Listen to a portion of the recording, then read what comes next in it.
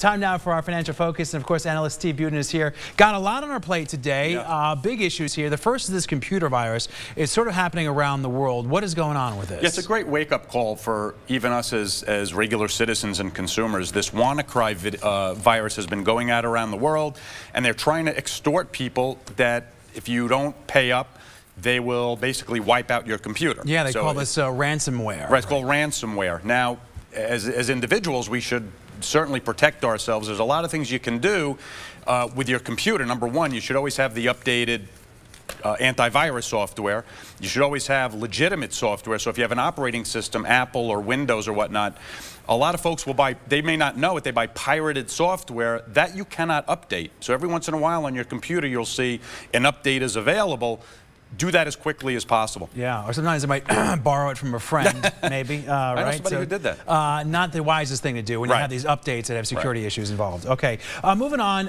College is going to get even more expensive. That's this to me seems a little bit crazy. To me, this is the ticking time bomb, and I've mentioned this over the last couple of years. Currently, there's 1.4 trillion with a T, outstanding student loans. And starting July 1st, the interest rate from an undergraduate and graduate perspective is going up about 0.75%. Now, it doesn't sound like a lot of money, but with the average student loan bill, it should and potentially create up to $2,000 a year of extra interest payments. And this is a trend now we've seen this really showing no signs of slowing down anytime. I mean, as colleges get more expensive, more people are going to have to borrow, and there are a lot of repercussions to this. It's a vicious circle because student loan debt is one of the few debts that you can't erase. God forbid you need to file bankruptcy.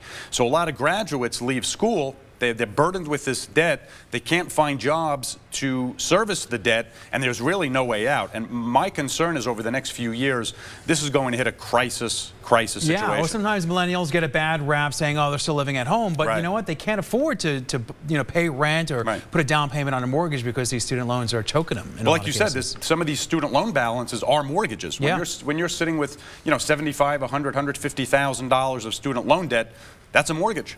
All right, moving on to our final topic here, and that is money coming into the state from tourists. Yep. You said about $2 billion with a B were brought in by tourists last year to the state of Nevada. Yeah, this is a great report. Over $2 billion came in from tourists, which is clearly why we need to keep the skids greased here to keep the tourists from coming in, whether it's more attractions.